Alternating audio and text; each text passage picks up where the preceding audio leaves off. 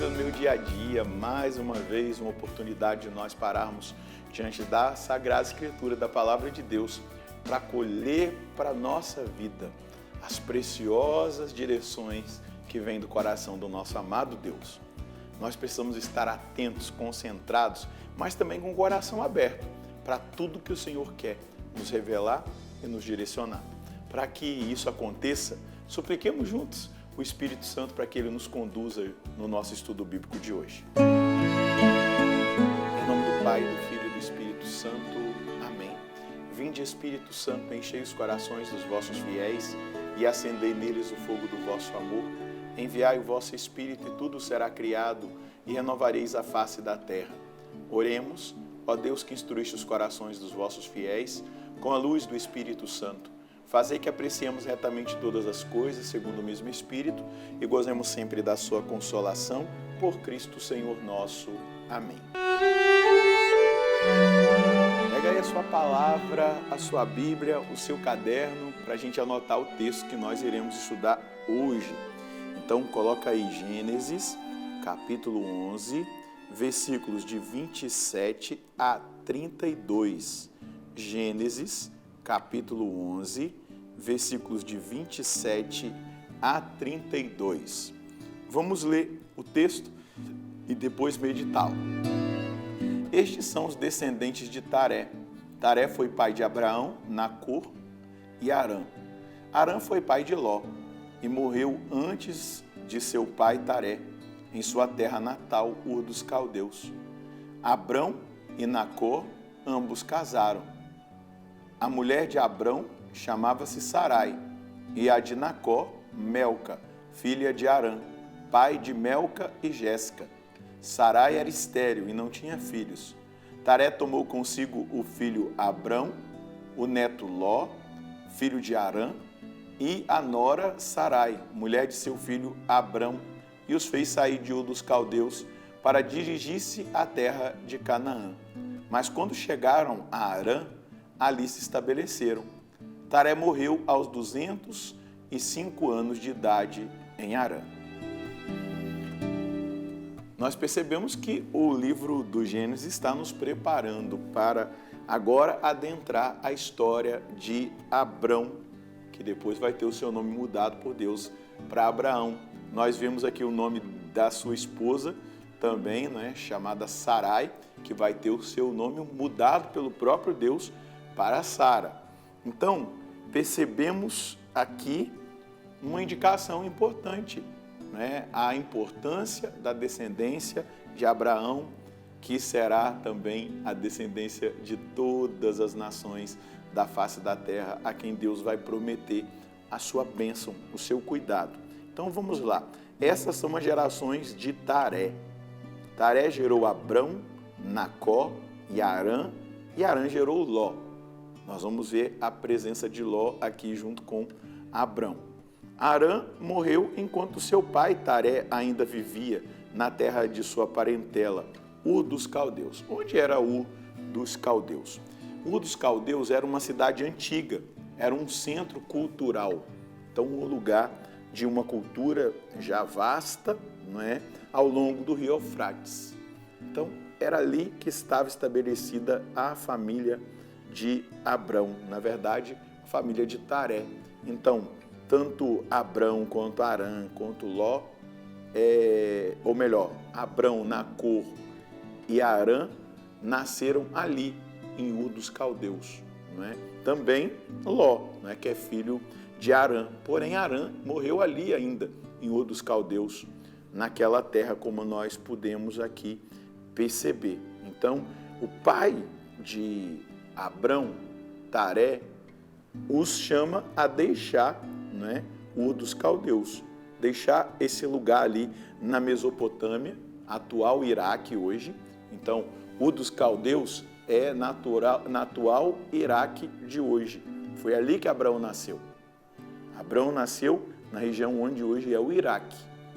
Então, a gente atualizando a realidade dessa dimensão familiar de Abrão, nós vamos percebendo aí os locais que hoje nos são indicados. Para onde que Taré queria levar a sua família, não é?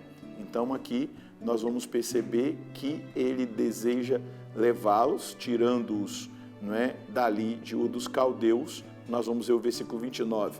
Abrão e Nacor tomaram ambos mulheres para si. A mulher de Abrão chamava-se Sarai e a mulher de Nacor chamava-se Melca, filha de Arã, que era o pai de Melca e de Jéssica. Então, eles se casam, porque a descendência tem que continuar. Mas o interessante, se nós formos fazer uma análise bíblica aqui daqui para frente, nós vamos perceber que as mulheres dos patriarcas geralmente eram estéreis, até mesmo para mostrar aí uma intervenção divina. Deus vai intervir, Deus vai curar a esterilidade dessas mulheres, Deus vai abençoá-las. A gente vai ver aí Rebeca, não é? Nós vamos ver as mulheres dos patriarcas nessa condição de esterilidade, para mostrar até mesmo a intervenção do Deus que é fecundo e que tem fecundidade para o ser humano. Vamos continuar aqui. O versículo 30, Sarai era estéril e não tinha filhos. Taré tomou seu filho Abrão, seu neto Ló, filho de Arã, sua nora Sarai, mulher do seu filho Abrão, e saiu com eles de Ur dos Caldeus, dirigindo-se à terra de Canaã. Mas quando chegou a Arã, estabeleceram-se ali. Arã é 1.000 quilômetros para frente, né? Olha o tanto que eles caminharam, né? 1.000 quilômetros para frente de Ur dos Caldeus. E está localizado hoje na região atual da Síria. Então, Arã é hoje a região atual ali da Síria. Então, eles andaram esse trecho todo, né? Possivelmente uma intuição interior. Nós não temos assim material para dizer por que Taré quis sair de Ur dos Caldeus, qual foi o motivo, né? Qual foi a realidade própria que os tirou de lá, da segurança da Mesopotâmia, desse centro cultural. Nós não sabemos, possivelmente orientação interior. Talvez ele nem tivesse consciência que era o próprio Senhor Deus que o estava orientando para ir para a terra de Canaã e para toda essa história da nossa salvação que nós estamos tocando e experimentando aqui. Mas uma coisa que nós precisamos cultivar é a interação com o Espírito Santo e deixá-lo conduzir a nossa vida. Começar a perceber a intuição. O Espírito Santo fala conosco. Quantos passos errados nós já demos na nossa vida por falta de escuta do Espírito Santo. A gente precisa afinar os nossos ouvidos, mas isso exige de nós intimidade, isso exige de nós comunhão. Interação é comunicação, né? Uma coisa para a gente entender, né? Uma mistura. É como a água e o sal que se misturam e praticamente se tornam a mesma coisa. Então nós vamos entrando numa interação com o Espírito Santo e nós vamos percebendo as direções dele. Versículo 32, Taré viveu ao todo 205 anos, depois Taré morreu em Harã. Alguns estudiosos dizem que Abrão saiu logo de Harã à morte do seu pai, não é? Até mesmo o Pentateuco samaritano diz isso. E até reduz um pouco a idade de Taré, no sentido que está escrito aqui no Gênesis, não é? Mas o que a gente precisa perceber é exatamente isso, a condução de Deus. Deus quer conduzir a minha vida. Deus quer conduzir a sua vida na vontade dele. Por isso, depois Jesus, nós já estudamos, né, o Evangelho de João, lá no capítulo 15, no versículo 5, Jesus vai dizer, sem mim nada podeis fazer. Mas Jesus foi para o Pai e enviou o Paráclito, 14, 15 e 16 de João. Nós estudamos já, lá estava falando do Espírito Santo, o Espírito da verdade, aquele que nos conduz à plena verdade, que nos lembrará tudo que foi dito por Jesus e até as coisas futuras. Então, essa interação com o Espírito Santo nos dá a capacidade de compreender a vontade de Deus e de aplicá-la na nossa vida.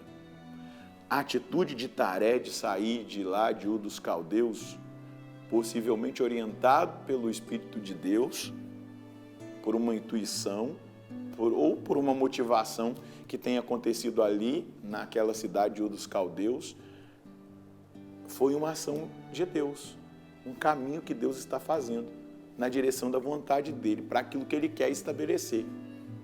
Hoje, a gente está numa agitação tão grande, nós estamos tão agitados, estamos tão presos à informação, tão presos ao celular, tão presos à televisão, tão aprisionados por tantas coisas que a gente não consegue mais ouvir a voz de Deus, ter intuições proféticas, direções dadas por Deus.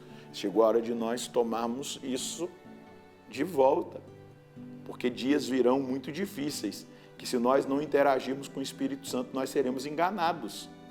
Enganados por pessoas que aparentemente vão propor-nos coisas boas que não são tão boas, que nos levarão à perdição. Então hoje é importante que nós ouçamos a voz do Senhor. Qual é a mensagem que eu quero colher de Deus hoje? A minha intimidade e interação com o Espírito Santo precisa ser tão intensa que eu perceba claramente a vontade de Deus para a minha vida e a siga com toda segurança. O Senhor direciona cada passo que nós damos. Só precisamos crescer nessa intimidade e interação. Viver na vontade de Deus exige de nós atenção à sua voz e disposição em colocar em prática a direção que Ele nos dá. Eis o que os tempos atuais exigem de nós cristãos para que não sejamos confundidos e seduzidos pelo Espírito que age no mundo.